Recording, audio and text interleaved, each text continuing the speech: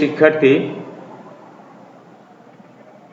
আশা করি এই মহামারী করোনা ভাইরাসের মহাদুর্যোগের মধ্যে তোমরা বাড়িতে সবাই ভালো আছো। আল্লাহ পাক সবাইকে সুস্থ রাখুক এই কামনায় শুরু করছি বেলকুচি শিশু একাডেমির অনলাইন ক্লাস। আমি মোহাম্মদ মমতাজুর রহমান মুন্না, আমার বাংলা ক্লাসে তোমাকে সবাইকে স্বাগত। এবার আমি সরাসরি স্লাইডের মাধ্যমে তোমাদের ক্লাসে নিয়ে যাই, তোমরা মনোযোগ সহকারে শুনবে।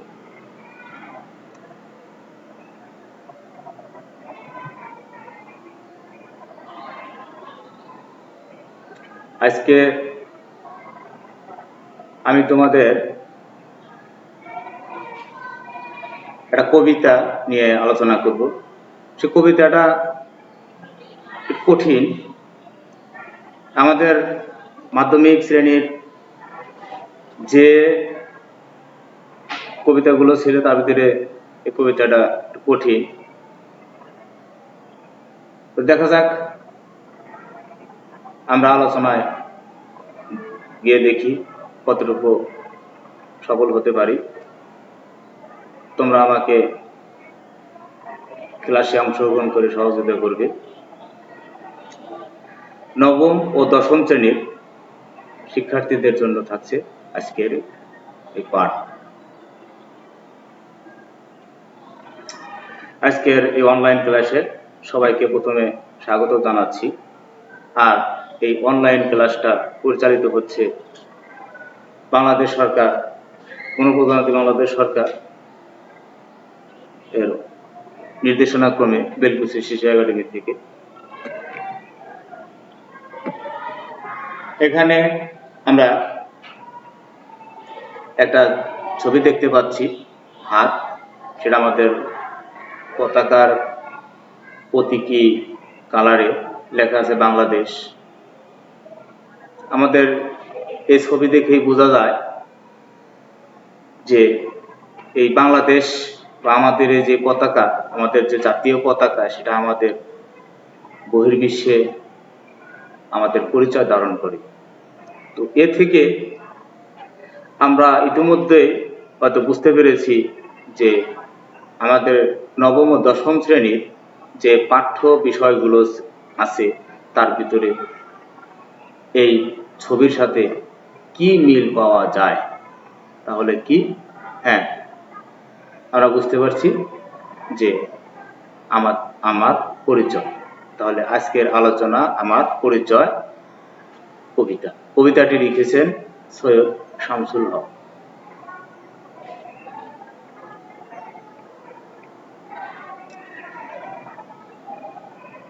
এখন আমরা আমার পরিচয় কবিতাটি পড়ে কি কি শিখতে পারবো সে বিষয়টি নিয়ে আসছি। আমাদের শিখন ফলে থাকছে কবিতাটা পড়লে, কবিতাটা আমরা আলোচনা শেষে কবি পরিচিতি আমরা ব্যাখ্যা করতে পারবো, বলতে পারবো।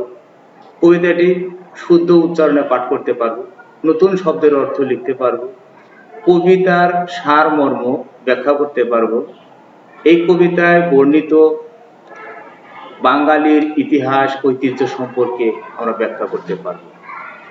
এখন শুদ্ধ উচ্চারণ বা আমাদের যে এই আদর্শ পাঠ আছে সেটা আমরা সরাসরি ক্লাসে গিয়ে দেখব। আজকে আসি আমি অনলাইন ক্লাসে অন্য বিষয়। এখন আসছি আমি কবি পরিচিতি নিয়ে। কবি সৈয়দ শামসুল হক, তিনি 1935 সালে কুড়িগ্রাম শহরে জন্মগ্রহণ করেন। তার পিতার নাম সৈয়দ সিদ্দিক হুসাইন, মাতা সৈয়দা হালিমা। তার শিক্ষা জীবন, তিনি ঢাকা কলেজিয়েট স্কুল থেকে ম্যাট্রিক, জগন্নাথ কলেজ থেকে ইন্টারমিডিয়েট ও ঢাকা বিশ্ববিদ্যালয় থেকে ইংরেজিতে স্নাতক সম্মান ডিগ্রি অর্জন করেন। কর্মজীবন, তিনি সাংবাদিকতাকে একসময় পেশা হিসেবে বেছে নিয়েছিলেন, কিন্তু পরে তিনি সাহিত্য সাধনায় নিজেকে আত্মনিয়োগ করেন। সাহিত্যকর্ম, তার কাব্যগ্রন্থ এই আছে একদা এক রাজ্যে, অগ্নির জলের কবিতা, গল্পগ্রন্থ শীত বিকেল, রক্তগোলাপ, আনন্দের মৃত্যু, উপন্যাস বৃষ্টি ও বিদ্রোহীগণ, নাটক পায়ের আওয়াজ পাওয়া যায়, নুরুল উদ্দিনের সারা জীবন, শিশুকোষ মানে শিশুদের জন্য যে লেখা বই, অনু বড় হয়, সীমান্তের সিংহাসন।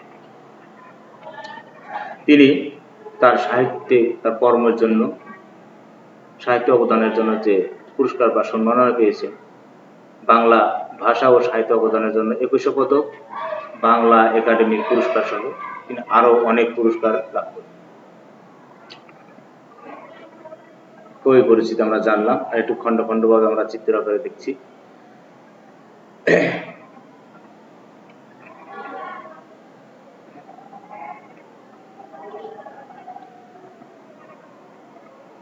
এবার শব্দার্থ। এই কবিতা, তার পূর্বে আমার এই কবিতার সম্পর্কে কিছু সারাংশ বা সারমর্ম।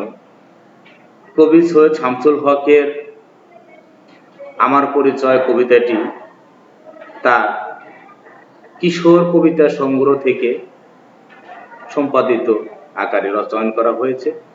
তো আজ আমরা যে স্বাধীন দেশে বাস করছি, এই যে স্বাধীন সার্বভৌম একটি দেশ, তো আত্মমর্যাদা বোধ সম্পূর্ণ এই স্বাধীন সার্বভৌম রাষ্ট্র ও জাতিসত্তা প্রতিষ্ঠার পশ্চাতে আছে সমৃদ্ধ এক ইতিহাস।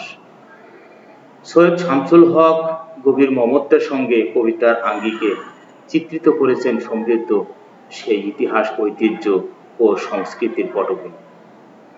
সহজিয়াপন্থী বৌদ্ধ কবিদের শ্রেষ্ঠ চর্যাপদের মধ্যে বাঙালি জাতিসত্তার যে অসাম্প্রদায়িক জীবনবোধের পরিচয় মুদ্রিত আছে। যুগে যুগে নানা আন্দোলন, বিপ্লব, বিদ্রোহ আর মতাদর্শের বিকাশ হতে হতে আমরা এসে পৌঁছেছি আজকের বাংলায়। সৈয়দ শামসুল হক এই বিবর্তনের বিচিত্র বাঁক ও মোড় তাৎপর্য করে তুলে ধরেছেন। চাঁদ সওদাগরের বাণিজ্য যাত্রা, কৈবর্ত বিদ্রোহ, পাল যুগের চিত্রকলার আন্দোলন, বৌদ্ধ বিহারের জ্ঞান চর্চা, মুসলিম ধর্ম সাহিত্য সংস্কৃতির বিকাশ, 12 ভূঁইয়াদের উত্থান পতন, ময়মনসিংহ গীতিকার ঘটনা, তিতু মীর, হাজী শরীয়তুল্লাহ, রবীন্দ্রনাথ, কাজী নজরুল ইসলাম, বিদ্রোহ মানে ব্রিটিশ বিদ্রোহী আন্দোলন, ভাষা আন্দোলন, সর্বশেষ আমাদের যে মহান মুক্তিযুদ্ধের সে মহানায়ক জাতির পিতা বঙ্গবন্ধু শেখ মুজিবুর রহমানের তার অবদান এবং এ নিয়ে তাদের মানে আমাদের ঐতিহ্য নিয়ে যে মানে তুলে ধরছেন কবি, সেই কবিতার এটা এই কবিতার মধ্যে এই বিপুল বাংলাদেশের অনবদ্য দিকগুলা লাভ করেছে। তো আমরা এখানে কয়েকটা শব্দার্থ সম্পর্কে করি। চর্যাপদ, চর্যাপদ সাহিত্যের জীবনে বাংলা ভাষা ও সাহিত্য যে যুগ আছে সেই যুগের প্রাচীন নিদর্শন, মানে প্রথম নিদর্শন হিসেবে আমরা এটাকে গ্রহণ করি। চরণ চিহ্ন, ছবিতে দেখতে পাচ্ছ যে একটা পায়ের চিহ্ন দেখা যাচ্ছে, মানে চরণ চিহ্ন মানে পায়ের চিহ্ন। যেহেতু আমরা অনলাইনে ক্লাস নিচ্ছি, এখানে আমাদের জোড়াই কাজ বা শিক্ষার্থীর উপস্থিতি না থাকার কারণে আমরা কোনো একক কাজ বা জোড়াই কাজ করতে পারছি না। আমরা পরবর্তী স্লাইডে চলে যাচ্ছি। একটা ছবি দেখতে পাচ্ছি, কবিতার অংশ বলা হয়েছে যে আমি জন্মেছি এই বাংলায়, আমি বাংলায় কথা বলি, আমি বাংলার আলপথ দিয়ে 1000 বছর চলি না, আমাদের বাংলার ঐতিহ্য, আমরা বাঙালি, আমাদের যে পেশা, আমাদের বেশি অধিকাংশ ব্যক্তি কৃষিজীবীর সাথে সম্পৃক্ত। সেই হিসাবে কবি এখানে বলছে যে হ্যাঁ আমরা বাঙালি, আমরা কৃষক, আমরা মাঠে বা আমরা আলপথ দিয়ে, মানে আমাদের যে জমি যে চিত্র মানে ছবিতে তোমরা যে দেখতে পাচ্ছ ব্যক্তিগুলা মানে দিন মজুর গুলা যে হেঁটে যাচ্ছে, এটা হচ্ছে আলপথ, মানে এটা দিয়ে আমাদের অতীত ঐতিহ্য তুলে ধরার চেষ্টা করেছেন কবি। তারপরে কিছু ছবি আসছে। এখানে বাম দিক থেকে প্রথম ছবিটা দেখছো, নদীর বন্যার পরে যে পলিমাটি পড়েছে সেই পলিমাটি, এটাও বাংলার একটা ঐতিহ্য। তার মাঝখানে দেখছো যে মানে ব্যক্তিগুলা হেঁটে যাচ্ছে পলিমাটির মধ্য দিয়ে, তা কেটে যাচ্ছে, এটা দেখছে যে চরণ ফেলার চিহ্ন। আচ্ছা, ডান পাশে যে তৃতীয় এটা দেখছে চর্যাপদের একটা ছবি। চর্যাপদ সম্পর্কে একটু আগেই বলা হয়েছে যে বাংলা সাহিত্য, ভাষা ও সাহিত্যের প্রথম গ্রন্থ। পরবর্তী স্লাইডে এখানে উপরে বামের ছবিটাতে দেখছো যে সওদাগর। সওদাগর, এই যে কবিতা বলা আছে যে আমি তো এসেছি সওদাগরের ডিঙার বহর থেকে। সওদাগররা আগে মানে বাণিজ্যে যেত, ব্যবসা বাণিজ্যের জন্য অন্য দেশে যেত। তারা কি করত, এই যে ডান সাইডে উপরের যে ছবিটা ছিল নৌকা বহর, এরকম করে তারা বহর মানে অনেকগুলা ডিঙ্গে নৌকা একসাথে করে, অনেকগুলো নৌকা বড় বড় ছোট ছোট নৌকা একসাথে করে তারা একটা বহর মানে একটা দল করে যে বাণিজ্যে যেত, ব্যবসায় যেত, সেটা বহর বলা হয়। তো সেই ঐতিহ্যকে ধারণ করার জন্য, ঐতিহ্যকে আমাদেরকে স্মরণ করিয়ে দেওয়ার জন্য কবি এই দিকটা তুলে ধরেছেন। তারপরে এসেছেন পাল যুগে। এই চিত্রকলা মানে কি সুন্দর, মানে নান্দনিক নিখুঁত যে চিত্রকলা, এই চিত্রকলার মাধ্যমে পাল যুগের ঐতিহ্যকে তুলে ধরার প্রয়াস পেয়েছেন কবি। তারপরে কিছু ছবি এখানে কিছু, একটা হচ্ছে পাহাড়পুরের বৌদ্ধবিহার, একটা জোড়া বাংলা মন্দির বেদি। জোর বাংলা ছবিটা আরো সুন্দরী হতো, মানে এটা দুইটা আমাদের বাংলার ঐতিহ্যবাহী মানে ঐতিহাসিক স্থান। তারপরে যে ছবি দেখতে পাচ্ছি আউল বাউল দেউল থেকে। তো আউল বাউল দ্বারা আমরা এই যে দেখতে পাচ্ছি বাউল শিল্পী যারা বাউল গান গায় তাদের কথা তুলে ধরেছেন। আর দেউল শব্দটা হচ্ছে দেবালয়, মাঝখানের চিত্র যেটা দিয়েছে, মানে যেখানে প্রার্থনা করা হয়, পূজা করা হয়, আরাধনা করা হয়। তারপরে যেটা দেখছো যে পরের লাইনে আছে যে আমি তো এসেছি ভৌম 12 ভূঁইয়া থেকে, বা সার্বভৌম 12 ভূঁইয়া থেকে, সার্বভৌম 12 ভূঁইয়া থেকে। তো এখানে 12 ভূঁইয়াদের একজনের ছবি দেওয়া হয়েছে। সেখানে 12 ভূঁইয়া অনেক আছে। তারা কিছু কিছু মানে এই বাংলার এই পাঠান কররানীর বংশের যে রাজত্ব দুর্বল হয়ে পড়লে তখন পরে কি খুলনা, বরিশাল, ময়মনসিংহ বা আরো মানে কিছু জমিদারের হয়ে যায়। তখন 1575 সালে এই মুঘল সম্রাট আকবর বাংলা জয় করার পর এই স্বাধীন জমিদারগণ, মানে যারা এটাকে স্বাধীন করে নেয়, তারা এই জমিদারগণ ঈশা খাঁর নেতৃত্বে ঐক্যবদ্ধ হয়ে মুঘল শক্তির বিরুদ্ধে রুখে দাঁড়ান। যারা রুখে দাঁড়ান ইতিহাসে এদেরকেই 12 ভূঁইয়া নামে খ্যাত। তো এদের মধ্যে কিছু নাম, যেমন ঈশা খাঁ আছেন, চাঁদ রায় আছেন, কেদার রায় আছেন, প্রতাপাদিত্য আছেন, লক্ষণ মাণিক্য আছেন ইত্যাদি। তো তাদের একজনের ছবি এখানে দেখতে পাচ্ছি, আমরা বিস্তারিত পাঠে দেখতে পারবো। পরবর্তী স্লাইডে ছবি এখানে আসছে যে আমি তো এসেছি কমলা দিঘি মহুয়ার পাড়া থেকে। প্রথমে আসছি কমলার দিঘি, ময়মনসিংহ গীতিকার একটি পালা, কিন্তু সেই পালায় একটা দিঘি সৃষ্টি হয় অলৌকিক শক্তি বা অলৌকিক ভাবে, মানুষের কাল্পনিক যেটা একটা দিঘি ছিল সেখানে সে নাম করা হয়েছে সেই মানে কমলার নামের সাথে বা একজন রাজার ঘটনার সাথে সম্পৃক্ত হয়ে সে দিঘিটার নামকরণ হয় কমলার দিঘি, একটা পুকুর। তারপর আসতেছে মহুয়ার পালা, এর ময়মনসিংহ গীতিকার একটা পালা, যাকে আমরা বলি যাত্রা পালা। সেটা উপরে ডান পাশের ছবিটা দেখে তোমরা বুঝতে পারছো, এটা যাত্রাপালা। এই মহুয়া সুন্দরীর জীবন কাহিনী নিয়ে বা হ্যাঁ এই পালাটা কি হয়েছে, লিখিত হয়েছে, সেটা নামকরণ করা হয়েছে মহুয়ার পালা। তারপর আসছেন আমি তো এসেছি তিতুমির আর হাজী শরীফুল্লাহ। নিচে দুইটা ছবি দেখছো, বাম পাশে যিনি উনি তিতুমির, ডান পাশে যিনি হাজী শরীফুল্লাহ। তো তিতুমির ও হাজী শরীফুল্লাহ তোমাদের পরিচিত,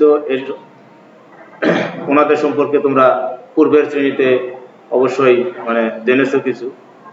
ইনি এরা আমাদের বাংলা এই ইয়ের খ্যাতিমান ব্যক্তি। যাই তাদের সম্পর্কে আমরা বিস্তারিত পাঠে নিয়ে জানবো। তারপর আসছি পরের স্লাইডে। পরবর্তী স্লাইডে দেখা যাচ্ছে যে আমি তো এসেছি গীতাঞ্জলি ও অগ্নিবীণা থেকে। গীতাঞ্জলি অগ্নিবীণা বাংলা সাহিত্যের দুটা বিখ্যাত গ্রন্থ। গীতাঞ্জলি রবীন্দ্রনাথ ঠাকুর এই কাব্য রচনা করে তিনি যে পুরস্কার লাভ করেছেন,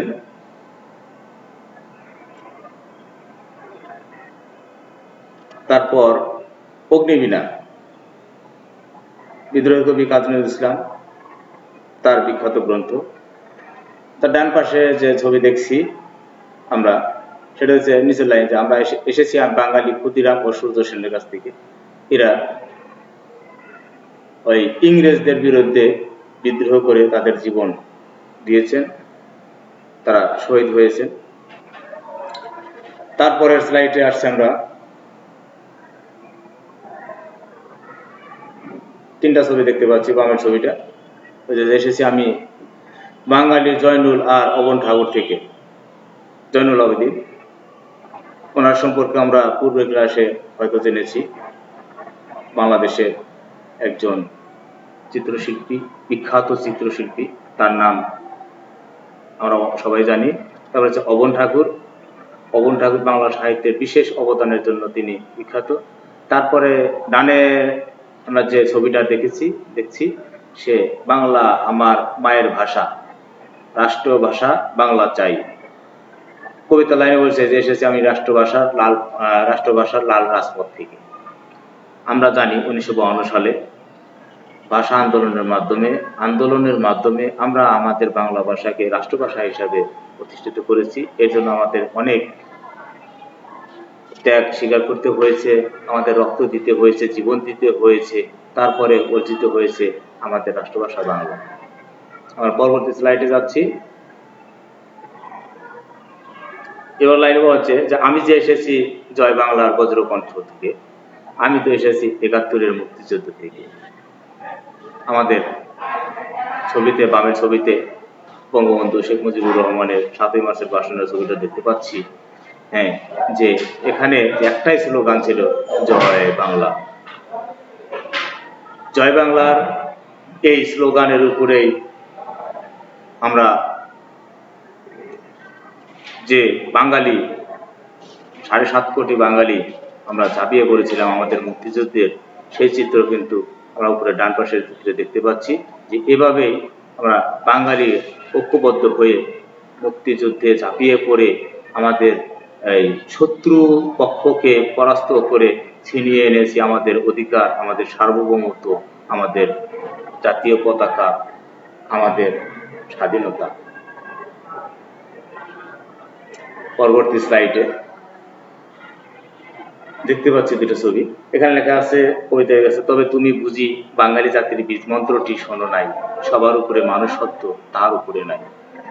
এখানে বলা আছে যা বুঝতে চাইছে, বাঙালি জাতি, তাদের বৈশিষ্ট্য, তাদের ইতিহাস, ঐতিহ্যটা কেমন। আমরা জাতি, বর্ণ, ধর্ম নির্বিশেষে, উঁচু নিচু যাই, সবাই একসাথে থাকি এবং সবার জন্য আমরা একে অপরের পৃষ্ঠপোষক বা পরিপূরক হিসেবে আমরা বাংলাদেশে বসবাস করছি, এভাবে থাকি। কবি এখানে বলছে যে আমাদের জাতি, ধর্ম যাই থাক না কেন, আমাদের একটাই কথা, সবার উপরে মানুষ সত্য তাহার উপরে নাই। কবি এর মাধ্যমে ঘোষণা দিচ্ছে বাংলাদেশে আমরা বাঙালি, আমাদের পরিচয় বাঙালি, আমরা একসাথে থাকবো, একসাথে বাঁচবো। পরবর্তী স্লাইডে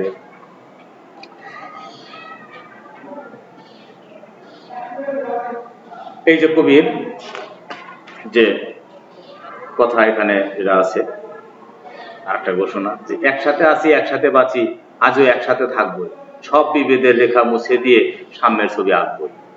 আমাদের ভিতরে ধর্ম বর্ণ নিয়ে, উঁচু নিচু জাতিভেদ নিয়ে যে কোনো মতভেদ সব ভুলে গিয়ে আমরা কি করব, একসাথে থাকবো এবং এই ঐক্যবদ্ধের এই ঘোষণার মাধ্যমে আমরা সাম্যের ছবি আঁকবো।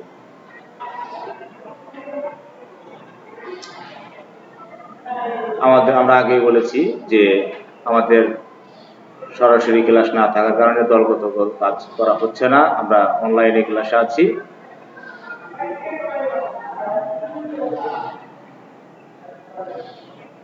কবিতাটার উৎস কিছু ছবি দেখছি আমরা।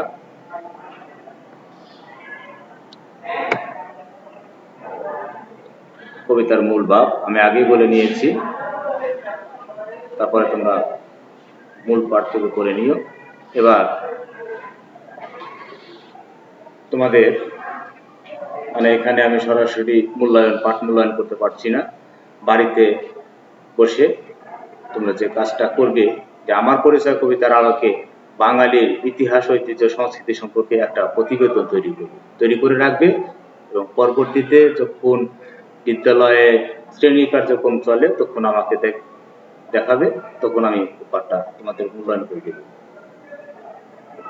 তো আজকের মতো আমি পাঠ থেকে এখানেই করছি। অনলাইন ক্লাসে অংশগ্রহণ করার জন্য তোমাদের সবাইকে শুভেচ্ছা, স্বাগতম। সবার সুস্থতা কামনা করে আমি শেষ করছি বেলকুচি শিশু একাডেমির অনলাইন ক্লাসের আজকের কার্যক্রম।